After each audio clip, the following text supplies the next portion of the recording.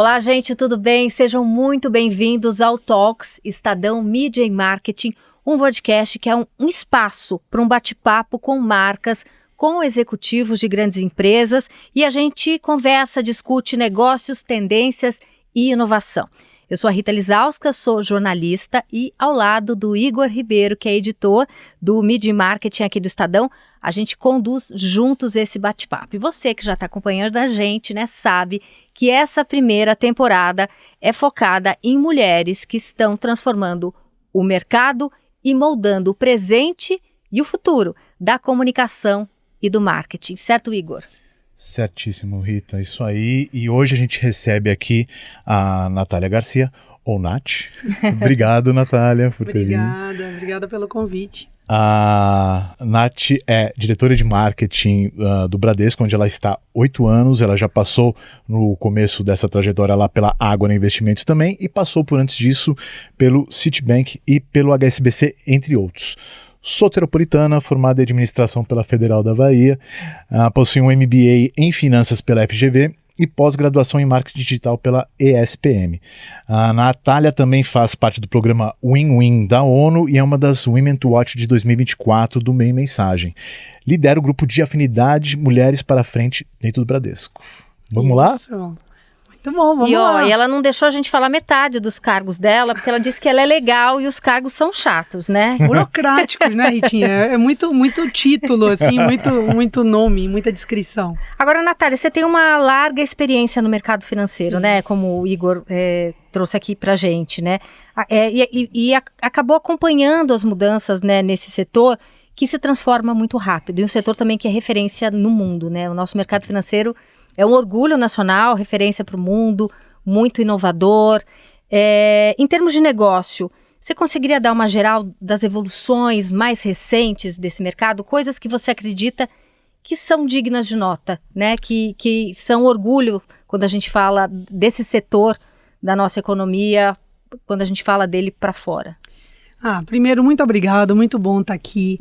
Eu acho que a minha história ela tem passagens por áreas completamente diferentes, né? Eu venho lá de metal mecânica, auditoria financeira, depois entro em banco ali. Então, eu acho que quando você... E todas elas sempre tiveram conexões com o mercado financeiro. Então, isso que você falou, as finanças estão na vida da gente, né? Nos ciclos, nos desenvolvimentos de cada um de nós, né? Desde quando a gente se entende ali, né? Desde a primeira caderneta de poupança, da primeira previdência privada e todas as relações, né, do nosso nascimento, plano de saúde, tudo isso está muito relacionado.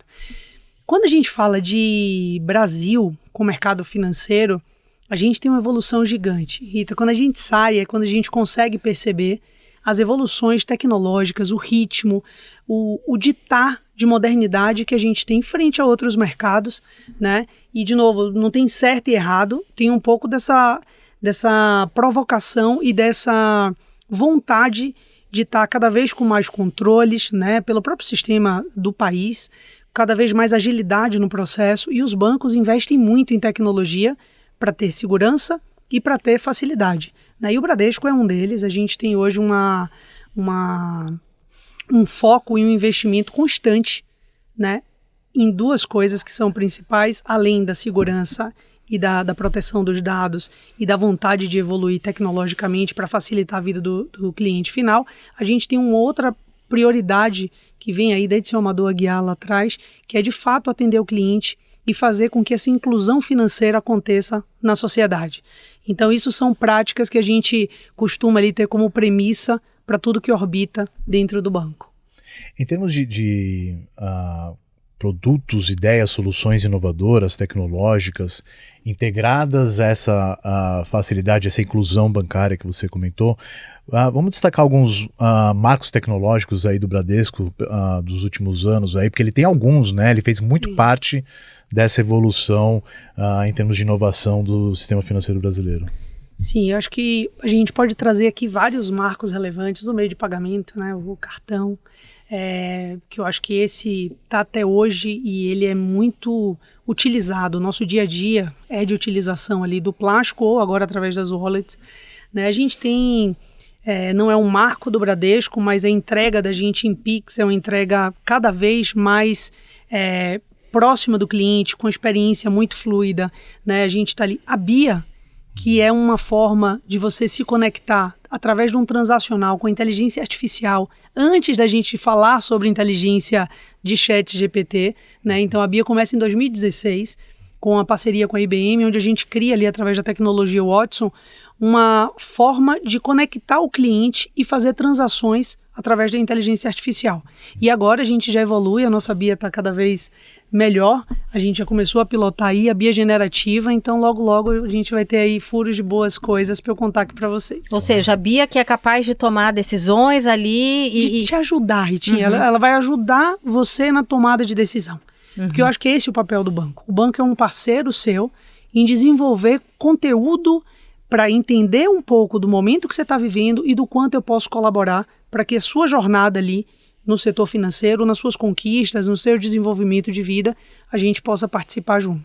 Agora, quando a gente fala de tecnologia, a gente fala de facilidade de inclusão muitas vezes, mas a gente não pode esquecer que existem pessoas de diferentes faixas etárias e que têm mais ou menos habilidade, intimidade com tecnologia, né? Como é que vocês veem isso? Como é que vocês fazem? E eu já trouxe para o Igor o exemplo do meu pai, que ainda gosta de ir no banco, gosta de fazer as coisas ali, a coisa, né, física. Como é que vocês conseguem unir esses dois mundos? Aqueles clientes super tradicionais, e o Bradesco é um banco muito tradicional, que está na vida dessas pessoas, né, às vezes há décadas. Como é que vocês fazem para trazer essas pessoas para esse mundo? A gente já começa, eu vou te trazer aqui como a pessoa do marketing hoje, né? Entre nós, você vem primeiro. Então, o nosso grande foco é o cliente. E quando eu faço esse recorte com lupa no cliente, eu começo a entender o comportamento dele. O físico e o digital, muita gente fala do phygital, né? Eu acho que é uma tendência durante algumas próximas décadas. A gente tem ali alguns produtos, principalmente de relacionamento financeiro, que são produtos físicos, né? Um crédito imobiliário, você toma uma decisão para 30 anos, então eu acho que essa transição para o digital, talvez na parte burocrática da tomada do crédito, num investimento, ou seja, numa formação de uma holding, né, de investimento das famílias, eu acho que tudo isso ainda vai ter o físico muito presente. Eu posso usar o digital para ser mais prático ali no processo de burocratização, mas a presença do físico, o falar com o seu pai, querer ir na agência, ver o extrato dele, entender um pouquinho do que foi o aumento da aplicação ou uma possível queda, isso vai continuar. E o que é que a gente tenta cada vez mais fazer? Ser assertivo em relação ao recorte comportamental desse cliente. Ou seja, se ele quer isso, é isso que vocês vão oferecer. É isso que a gente vai oferecer. E se ele quer ter um relacionamento para outras tomadas de decisões muito mais ágeis através da BIA, ele vai ter a BIA. Se ele tiver uma outra necessidade que seja através do app, ele vai conseguir realizar o transacional dele via app. Então, o que eu acho que a gente está vivendo agora é uma transição. A própria pandemia acelerou demais o contato com a tecnologia, né, principalmente na faixa etária maior, que tinha ali uma resistência talvez, né? Durante a pandemia esse contato foi meio que obrigatório, então as pessoas começaram... Contato digital, então as pessoas começaram a se relacionar mais com a tecnologia sem tanto medo. E aí a gente tem também junto com isso a quantidade de fraudes que vem acontecendo, que é uma preocupação nossa, inclusive dentro do marketing, com campanha awareness, né, always on ali, durante o ano inteiro. Né, nos últimos 3 anos a gente vem batido muito na tecla de fraude, ensinando cada vez mais o consumidor final quais são as fraudes que estão acontecendo e o quanto o banco pode fazer para te proteger. Então a gente não manda e-mail, né? A gente não pede ali, não faz uma ligação telefônica. Eu já recebi ligação da Bia, que era fraude. Eu falei, isso aqui não pode ser. Pois é. A Bia não liga pra ninguém. A Bia não liga. Ela só recebe contatos. Viu, gente? Fica a dica. Fica a dica. Então, esse ambiente de segurança é tanto um trabalho de marketing como de tecnologia muito integrado para conseguir, né, estabelecer essa rede de confiança aí para os clientes, né, para os consumidores. Eu ainda vou te dizer mais, eu acho que tudo no marketing hoje é muito pautado em experiência real do banco, né? A gente traz para a comunicação exatamente a estratégia do que está acontecendo dentro do banco. Então, quando a gente faz, exemplo, e já trazendo um pouco de diversidade, A gente foi provocada pela Unesco ali naquela campanha de BIA sobre o assédio nas inteligências artificiais. E a gente, em alguns momentos, quando a gente soltou a campanha, as pessoas falaram, mas isso é uma publicidade, né? Não era publicidade. A gente aceitou a provocação, escutamos as ligações que a Bia recebia, né, as ofensas, coisas que vocês nem acreditam. E a gente, não só através da inteligência artificial, mas começamos a utilizar também mudança de script no pessoal de atendimento telefônico, que também sofriam o mesmo tipo de abuso, né? Ali principalmente as mulheres, aquela coisa de que tem que ser submissa ao cliente final e escutar algumas coisas. A gente começou a mudar, principalmente o tom da postura. Então, de novo, a comunicação ela é sempre parte integrada daquilo que está acontecendo dentro do banco. A gente voltou com esse repórter, eu me lembro que a pessoa que questionou, ela ficou muito surpresa, porque ela falou, olha, então de fato tem uma cadeia, né? A comunicação ela não está desassociada, não é só publicidade. É uma consequência de tudo que a gente acredita e do que a gente de fato está fazendo lá dentro. Voltando a falar um pouquinho de negócios, Nath, a gente sabe que, enfim, o produto para correntista, né, costuma se destacar porque é mais tradicional, é mais antigo, tem muito cliente correntista do Bradesco no Brasil, mas ele tem uma diversidade, né, no portfólio. Tem o seguro, tem o consórcio, né? Como é que vocês trabalham estratégia para essas diversas frentes, né? Como é que elas puxam o protagonismo em certos momentos? Como é que vocês lidam com esses diversos produtos? Na verdade, eu vou te trazer um movimento voltado de novo para aquela questão do comportamento e da necessidade. O banco, de novo, o marketing ali não é só um posicionamento de marketing entre nós você vem primeiro. Hoje, em todas as nossas tomadas de decisão, o cliente ele é centro da tomada de decisão. Então, é muito menos sobre ditar o produto de interesse e sim qual produto se aplica melhor à fase que o Igor está vivendo. Então, independente do produto que está ali na prateleira ou que seja intencionalmente tem algum objetivo, os produtos vão estar sempre pautados na necessidade das BUs de segmento. Então, a BU que toca o Igor, ou seja, quem se relaciona com você, é quem dita o que de fato você precisa ali. E naquele momento, se o consórcio for o produto mais interessante ou for o principal, é ele que vai ser ofertado, né? Isso tanto através dos meios de tecnologia, através de app, portal ou algum tipo de comunicação, ou através do gerente, da oferta do gerente. Então, é muito pautado na necessidade, no ciclo de necessidade. Por isso que às vezes eu aí como banker, né, de formação, eu às vezes digo assim, tenha um pouco de paciência e de detalhamento na conversa que vocês têm com o banker, porque isso é tão rico e tão importante para que de fato a oferta para vocês seja o melhor possível, sejam que tenha a ver, né, que não seja invasivo, que não seja abusivo, que não seja com a frequência alta se você não a necessita, mas isso tudo só vai poder ser feito se eu tiver dados vindo daí, né, atualizados, porque a vida da gente é dinâmica, muda a cada dia, e comportamento de mídia, que é outra coisa que a gente tem juntado muito com o nosso CRM interno. Bom, eu queria falar um pouquinho ainda de negócio, embora a gente já tenha puxado um pouquinho para falar de comunicação e marketing, que a gente tem um setor agora que tem um aumento muito grande de fintechs, de startups, de novidades, que são 100% online, né? Como é que vocês olham para esse mercado e pensam a estratégia de comunicação, já que vocês têm uma marca, um banco que né? Quantos anos o Bradesco tem? 82. Com super legado, né? Super legado, que está na vida das pessoas, né?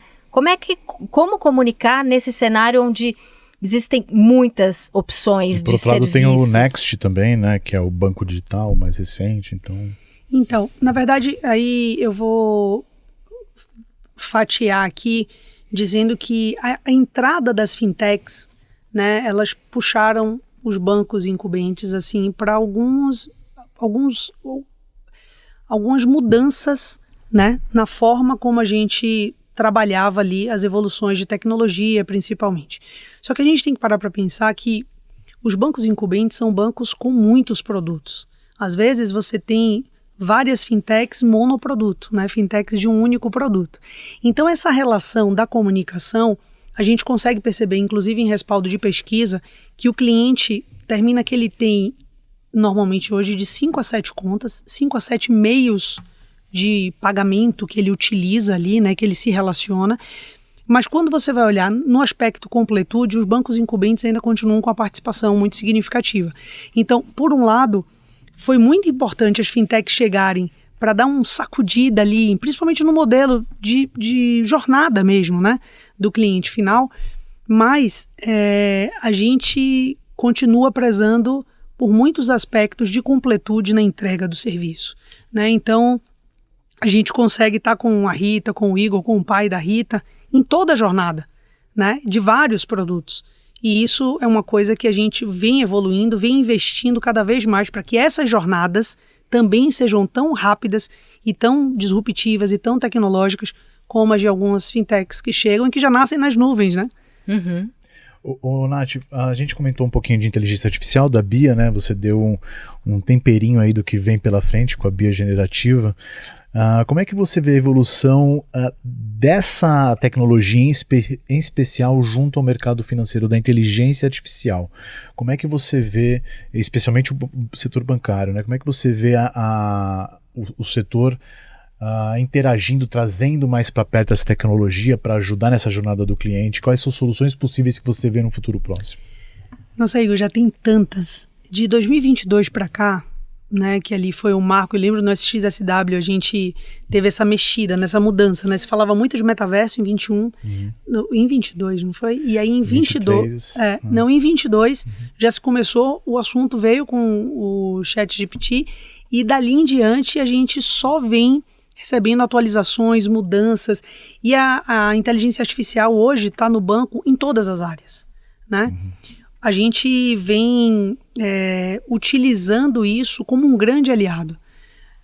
Todas as preocupações que se tem, inclusive, porque o setor financeiro é um setor com barreiras, né, de blindagens, do LGPD, todas as questões que a gente tem de preservação de conteúdo, então a gente tem muito cuidado, muita sabedoria, por isso que ela ainda está muito interna, por isso que a gente está com a BIA ainda pilotando, porque a gente tem muito cuidado em relação a como a gente vai praticar isso, né? Ainda são temas que juridicamente não estão 100% respaldados, então a gente vem trabalhando ela com muita disciplina, mas internamente a gente já utiliza a inteligência artificial em quase todas as áreas. Macroeconomia, crédito, câmbio, marketing então, que aí eu vou te contar, a gente hoje talvez tenha no último ano tem implantado quase 5 ferramentas em áreas específicas, né, no nosso job, e eu vou citar aqui um case de sala de performance que a gente consegue reduzir o desmembramento de peça de 7 a 10 dias para 2 horas e 10. Então, assim, a inteligência artificial tem ajudado muito. E o mais curioso, né, quem começa a lidar com a inteligência artificial ou com essas tecnologias novas de uma maneira correta, né, quando a gente entende aquilo que a gente está fazendo, a gente percebe o quanto ela ajuda e não necessariamente vem todos aqueles outros questionamentos, a gente está substituindo emprego, então a gente utiliza a inteligência, não tivemos que tirar ninguém, nenhum processo deixou de ser, pelo contrário, existe talvez um direcionamento do tempo para outras atividades que talvez a gente ali não conseguisse fazer antes, porque eu demorava de 7 a 10 dias no desenvolvimento de desdobramento de peça. Porque ela entra para fazer esse trabalho repetitivo, né? Uhum. Ajuda na produtividade. E no desmembramento de canais, né? A gente mudou muito a comunicação. Comunicação deixa de ser só o meio impresso, de que você tinha jornal, revista, televisão, e passa a ter uma série de formatos diferentes dentro dos portais online, então, e dos apps e de todas essas modalidades. Então, para eu desmembrar esses formatos, a utilização da tecnologia ela é brilhante, ela é assim indispensável hoje no processo. A gente falou um pouquinho de fintech, desse novo cenário que esses bancos impuseram ali para todo mundo que já estava no mercado, para os bancos incumbentes, como você mesma definiu. Eu queria que você falasse um pouquinho do Next. Ele tem atendido aos objetivos de praticidade digital, de renovação da base de clientes? Como é que você avalia? Eu às vezes recebo umas perguntas assim, o Next é o banco digital, o Bradesco é o banco digital, né? O Bradesco tem uma segmentação, né, que é essa segmentação que tem ali um escopo que foi criado para atender, né, clientes mais jovens, com transacional que demandem menos produtos, mas o Next é uma marca que a gente tem na casa, e que a gente utiliza ela muito com foco em pessoas jovens, pessoas que já utilizam o Bradesco, e hoje, cada vez mais, Rita, a gente tem trazido essas duas marcas muito juntas. Então, o melhor do Next e o melhor do Bradesco estão cada vez mais próximos para entregar o melhor serviço digital, automático e 100% em cima do app para o cliente final. Uhum. Nath, você comentou um pouquinho, né, entrando já bem nessa seara de marca, dessa integração e de pegar as melhores soluções de cada uma dessas marcas para o cliente, né? Mas no final de contas são marcas em que vocês investem um certo tempo, energia, dinheiro, né? O que determina esse direcionamento? Por exemplo, o Bradesco tem 80 anos, já teve diversas marcas, diversos produtos, mas em algum momento vocês entenderam que a conta universitária Bradesco não era mais interessante, vamos criar um outro nome. Em algum momento vocês criaram o Next, né? Como é que vocês entendem que esse produto ele precisa de uma marca, que ele pode se conectar à marca mãe, mas ele tem que ter uma certa independência, né? O que define isso num branding de diferentes produtos e soluções, uma empresa tão grande como o Bradesco? Na verdade, não é que a conta digital virou Next, né? Na verdade, a gente criou uma experiência 100% digital ali, que o Bradesco também tem, então por isso que a gente está fundindo. Na verdade, o que você está trazendo é marca de produto, né? Então, tipo, o Bradesco Consórcio é uma empresa. Então, ela tem um nome, né? Bradesco Consórcio. Mas ela está muito vinculada à marca mãe. Então, se a gente for falar de brand mesmo, de consistência de marca, a marca é Bradesco. E essa marca, cada vez ela precisa ser mais investida e mais sólida do que a gente compartilhar a mídia com várias outras marcas que, no fundo, remetem à marca mãe. Então, diante hoje da nossa estratégia, a gente tem feito o reforço expressivo na marca mãe. Né? Todos os outros conversacionais ali vão ser sempre pautados na conversa do cliente com a sua marca específica. Então, a gente está falando de subsegmentos. Um segmento Prime, o segmento Principal vai estar conversando com o cliente Prime, com o cliente Principal. Mas quando eu falo de awareness, eu estou falando de marca Bradesco.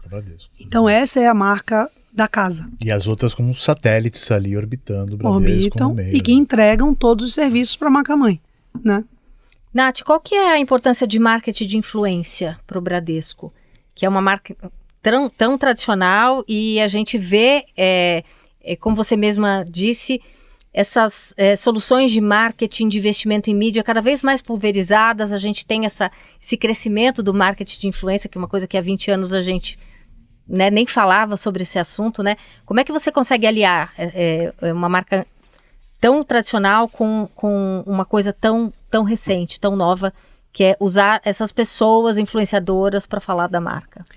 Engraçado, Ritinha, que isso sempre existiu na sociedade, né? A influência sempre existiu. Na verdade, se a gente somos amigos, somos próximos, eu te digo, olha, eu sou muito bem atendida no Bradesco. E aí eu confio em você confia em mim, aquilo te gera um recall e você fala, nossa, é o Bradesco que eu tenho que ir. Olha, eu falo, minha experiência na sala VIP do Bradesco é incrível, meu cartão de crédito tem uma pontuação de 4 para cada dólar gasto. Quando eu falo essas coisas, eu vou te influenciando, porque você confia em mim, você me segue. O que aconteceu com o marketing?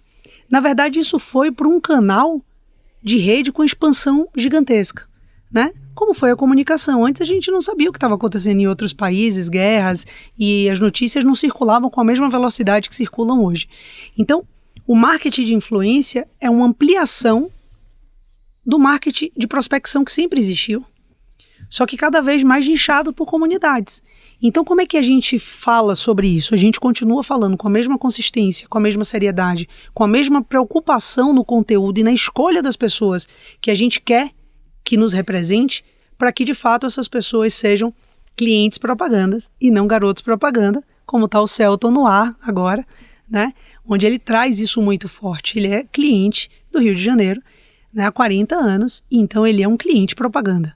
Ele fala sobre a experiência real dele. Ele contribui no nosso filme, na nossa edição, porque ele tem a experiência dele. E é isso que a gente espera de todos os outros influenciadores, que seja no offline, na tela grande, ou seja através de alguma das redes sociais que a gente trabalha aqui. Eu soltou spoiler do Celton, que a gente ia falar dele. Ai, que Vamos legal! aproveitar, tem Porque tá no clipe aqui. ar. Vamos ver? Muito bom. Eu sou Bradesco há 40 anos e eu sei exatamente o que cada cliente pensa. É tipo um dom, pessoal. Isso que é viajar, né? Raio-X sem fila, baita sala VIP, seguro viagem de graça, fazer umas comprinhas. Tá sentindo gostinho? Gostinho de quê? Gostinho de ser uma estrela de cinema. Só tô sentindo o gostinho do queijo. Vou fingir que eu nem te conheço. Versão brasileira, Celton Mello. Bradesco, cartões de crédito com benefício de estrela de cinema. Ele é maravilhoso, né? Ele é muito bom. Ele é maravilhoso. E essa troca é uma prova do quanto a gente quer cada vez mais influenciar com veracidade, né? A publicidade, ela é uma amplificação daquilo que a gente acredita e do que é real. Mas então, nesses influenciadores, vocês buscam essa verdade mesmo. Verdade. Uhum. O Celton é cliente, o Celton vive essa experiência, ele passa na sala VIP porque ele é um utilizador do cartão, né? Então, assim, ele ajuda a gente a construir o conteúdo. A Larissa Manoela também, que está com a parceria com a Disney, é porque ela vive a Disney, ela vive Bradesco. Então, assim, as nossas escolhas hoje são extremamente pautadas no poder de influência que cada um tem na sua comunidade com veracidade. Então eu sou influenciadora Bradesco, né? Eu tenho certeza que vocês já estão curiosos aqui para saber um pouquinho mais e depois eu vou te dar as dicas aqui. Mas assim, essa questão do real, eu acho que é isso que fixa hoje a experiência da marca. Porque hoje não existe mais a marca desassociada da sua experiência, daquilo que você vive. Então uma boa experiência leva a uma boa indicação e essa boa indicação é um deal, né? Então é isso que a gente acredita e nesses 2 últimos anos a gente vem batendo nisso com muita frequência, assim, com muita recorrência. Nath, você falou um pouco de como essa influência ela sobrevive, né, apesar de ela se transformar através do tempo. Acho que assim como a gente comentou um pouco da experiência do pai da Rita que ia lá na agência, né? Ele gosta de ir na agência. Gosta. Né, isso aí são coisas, né, que transmitem, são coisas que no final das contas transmitem um ambiente de confiança, de segurança e tal, e que só mudam de formato, né? Você usa o digital no momento, o formador de opinião, que antigamente vira um novo influenciador. Uma coisa que tinha muito antes, que agora tem cada vez menos, por motivos óbvios, são agências. Em compensação, vocês têm muitas salas VIPs, tal. Como é que vocês fazem essa transformação da interação física, né, que traz esse ambiente, o Bradesco está aqui, né, não só no digital, estamos muito no digital, mas também estamos aqui no aeroporto, fazendo isso, tal. Como é que dá essa transação de conexão física da marca com os seus clientes? O mais importante é que a gente entende que, diante do seu comportamento, eu quero te atender da melhor forma.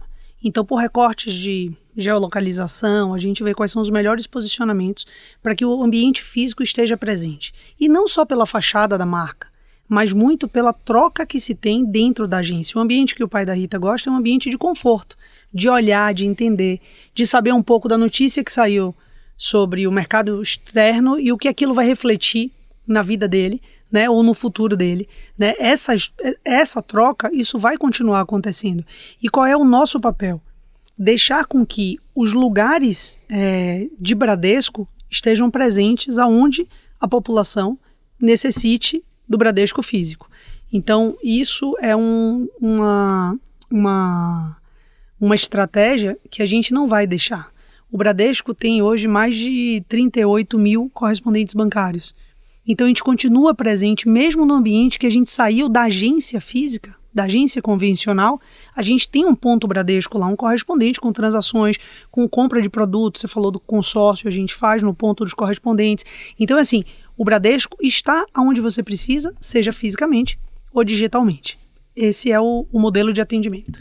E também imagino que com as ações de patrocínio vocês fazem muito presente também, né? Tipo, Sim. Patrocínios de festivais, de esporte. Me conta um pouco dessas ações que também está na sua seara lá como diretora de marketing. Sim, isso é super importante. E, de novo, marca e experiência são coisas que ou elas estão muito associadas ou ela vai deixar de ser lembrada, porque a gente é impactado por milhões de marcas ao longo do nosso dia, né? Então eu preciso gerar experiência e conexão.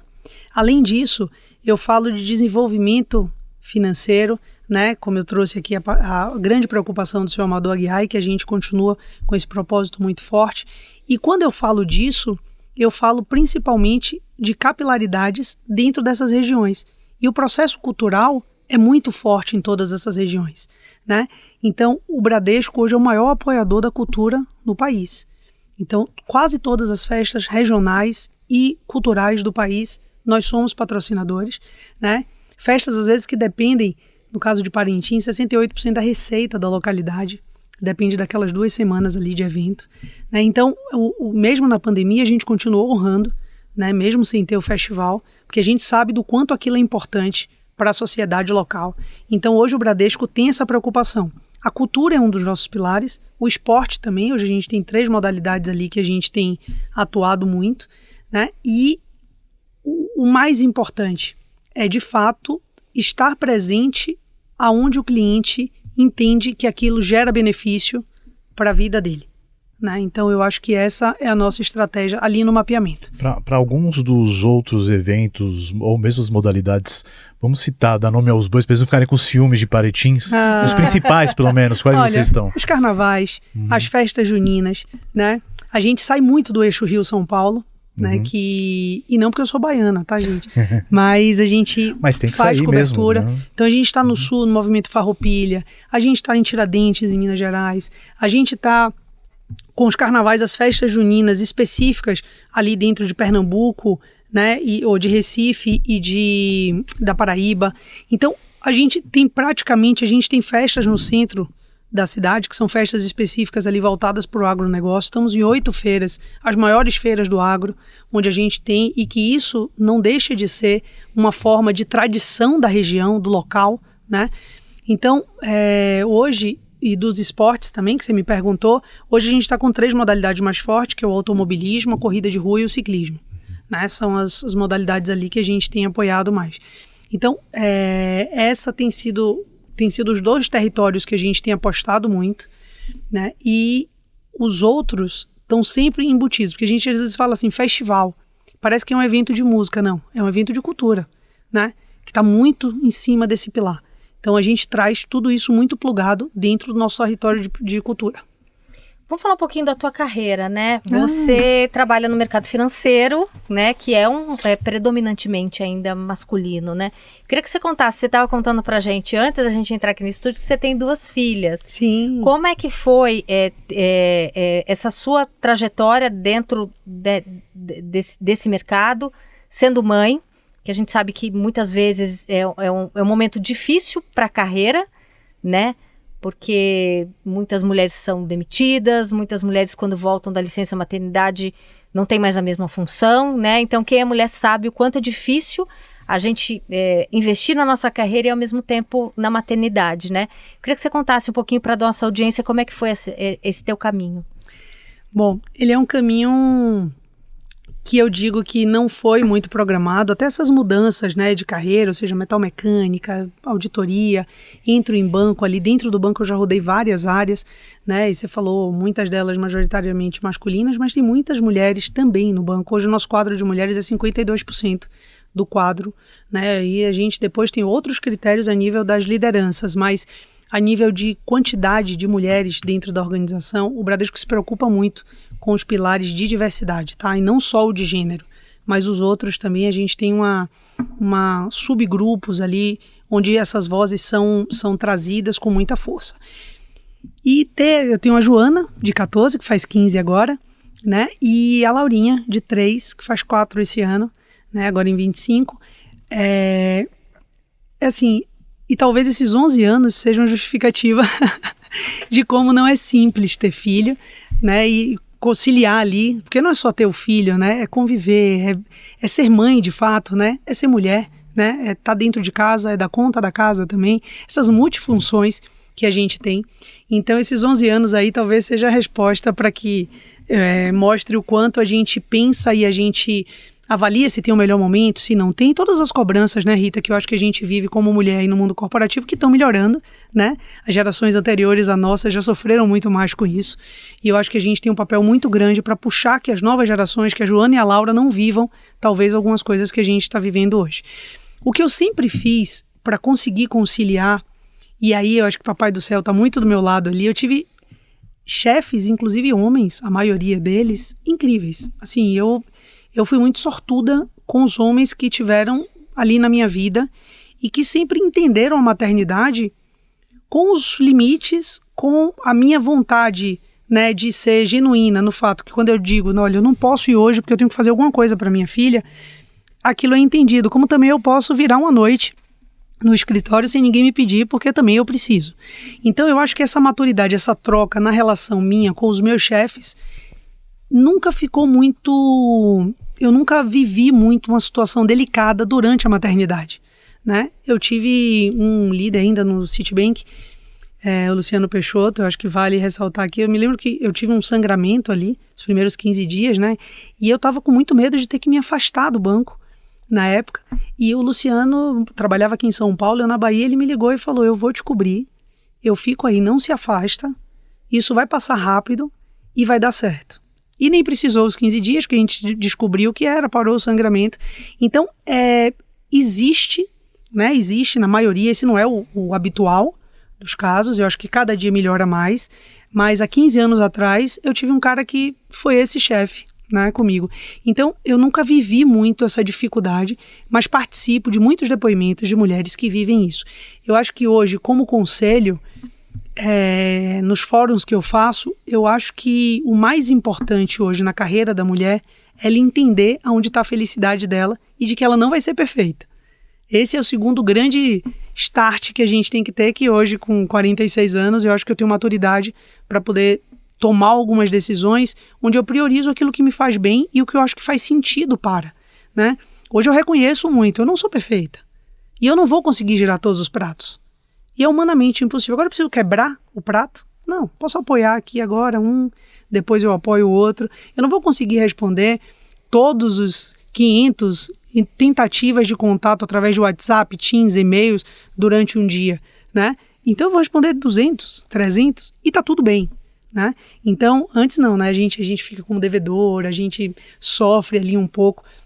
Então, eu acho que fazer essa gestão, hoje, se eu puder aconselhar as novas mamães que vão surgir por aí, é entender isso, que a gente não é perfeita e que a gente consegue lidar com essas vidas de maneira calma e fazendo a coisa com a nossa verdade, com aquilo que faz bem, com aquilo que faz feliz.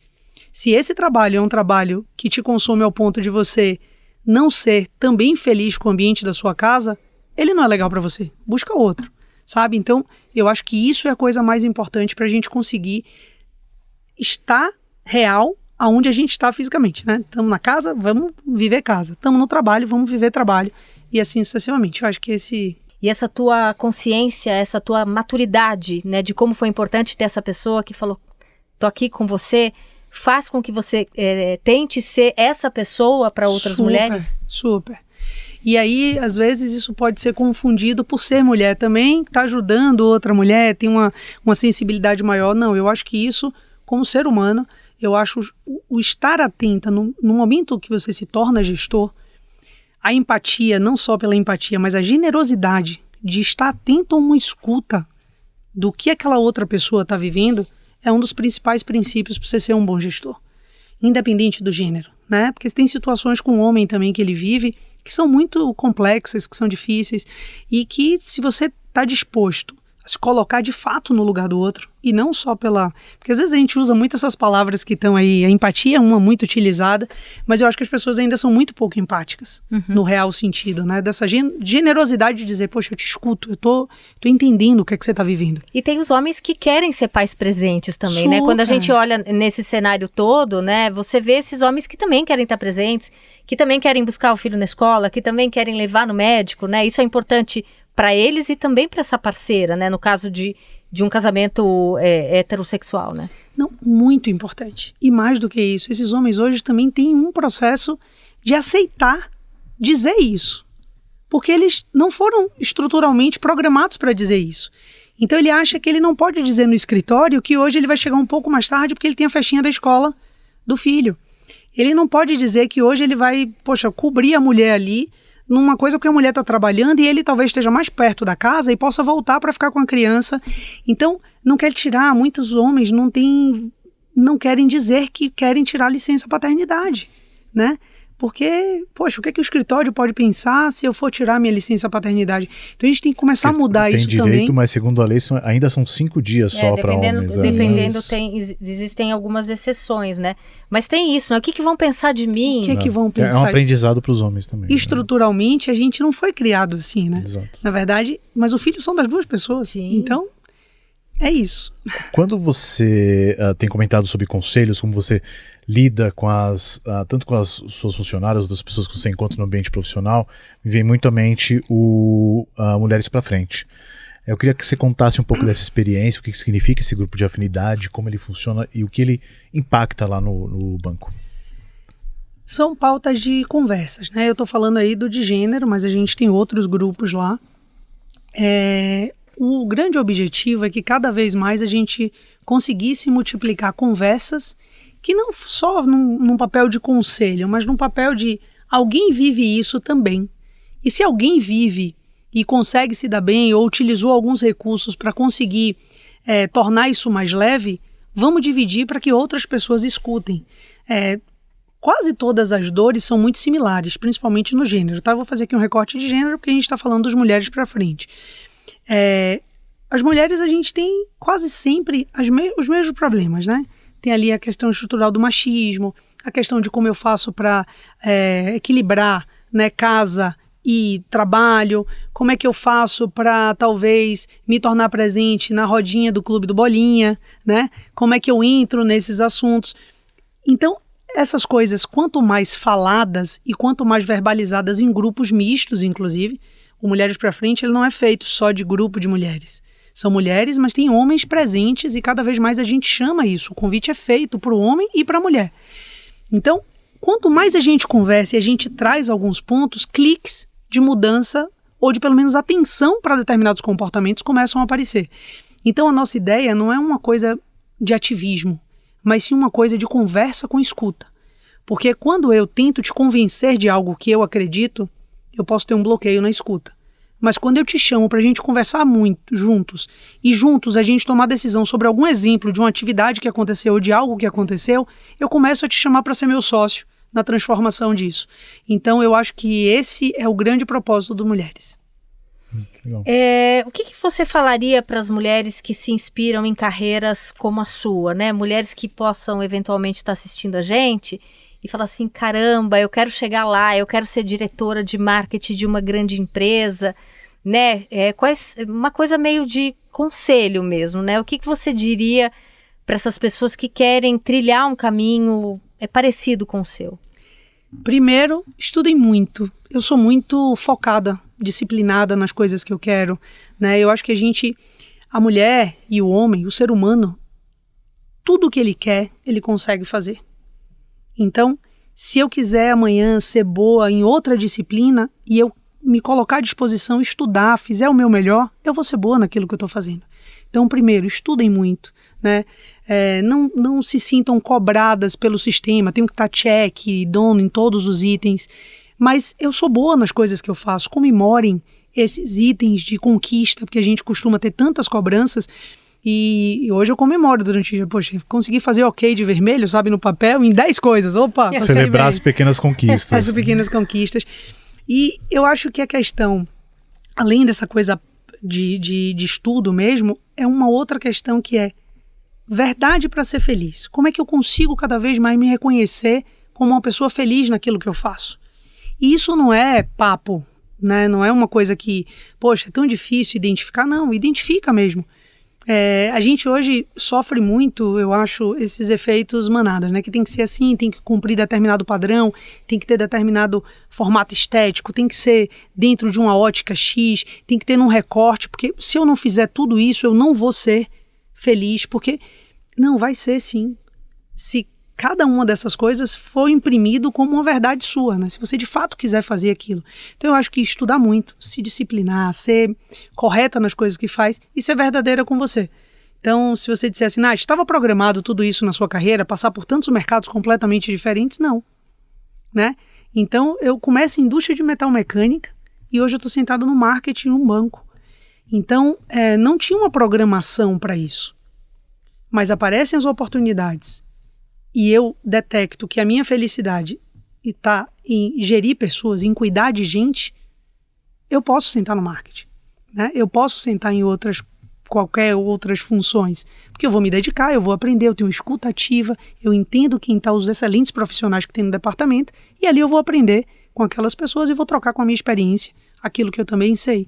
Então, o conselho é esse, é muita verdade, muito estudo e muita vontade de fazer acontecer. Bom, eu queria agradecer muitíssimo a Natália Garcia, que é diretora de marketing do Bradesco, que esteve aqui com a gente hoje, contando um pouco da sua trajetória, abrindo o coração, dando dicas. Natália, muito obrigada, foi ótimo receber você aqui no Talks. Nossa, prazer é todo meu. Igor, Rita, não conhecia ainda, né? A gente se conheceu hoje e a troca, a interação já foi muito boa. Obrigada pelo convite. Obrigado você, né? Foi muito bom. Bom, e eu já deixo o convite para você acompanhar os próximos conteúdos que a gente está produzindo para vocês aí no Talks. Obrigada pela companhia, até a próxima, tchau.